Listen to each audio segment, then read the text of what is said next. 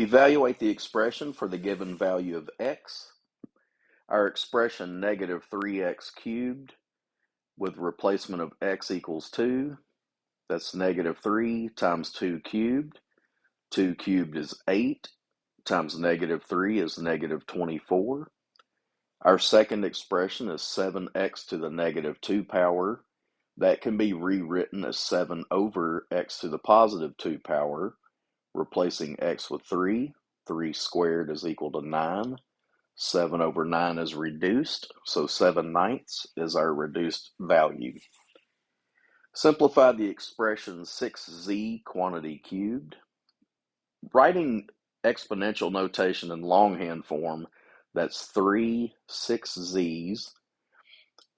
3 6's multiply out to 216, and we have z to the third power total.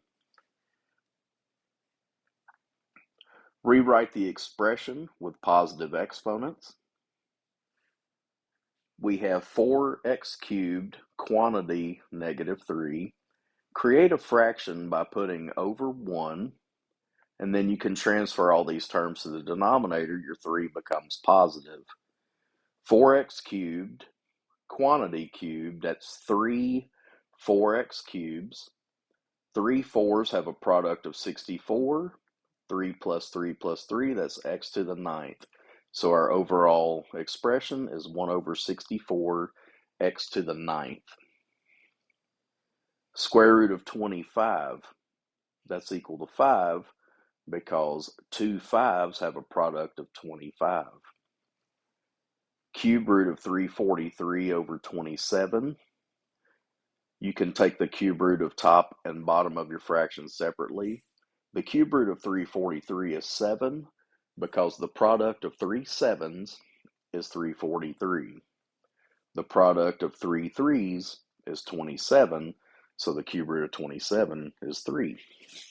7/3 is your overall value.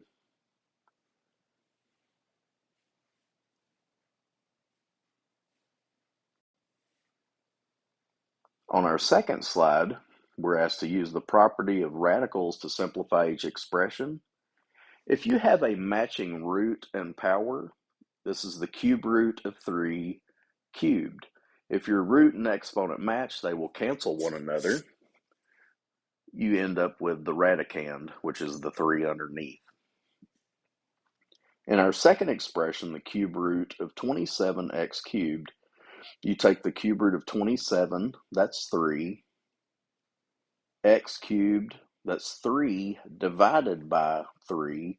When it comes to powers, you divide by the root. 3 divided by 3 is 1. Simplify each radical expression. We have the square root of 18. 18 is not a perfect square, but 9 is. 18 has factors 9 times 2. 9's a perfect square, and it square roots to 3. The 2 stays under the radical. In our second expression, square root of 75x to the 8th. 75 is not a perfect square, but it has factor 25 that is. 75 can be written as 25 times 3. X to the 8th, that's going to be evenly divisible by 2. So we have square root of 25, which is 5. 8 divided by 2, which is 4. And then this 3 stays under the radical. When you're asked to rationalize a denominator, if you only have one term in the denominator, use that radical term as your multiplier. Numerator, 3 square root of 2. Denominator, square root of 4. Square root of 4 is 2. So your final rationalized value is 3 times the square root of 2 all over 2. If your denominator has 2 terms in it, and either one or both is a radical term, you change the sign in the middle and make that your multiplier. That's called a conjugate. 3 times 1 plus square root of 2 on top, 1 minus square root of 2 times 1 plus square root of 2 on bottom. On the numerator, we have 3 plus 3 square root of 2. On the bottom, we can FOIL 1 times 1. positive square root of 2 for the outside terms, inside terms negative square root of 2, and the last terms negative square root of 4. 3 plus 3 square root of 2 is our numerator. 1 minus 2, that's negative 1, is our denominator. Subtract the expressions.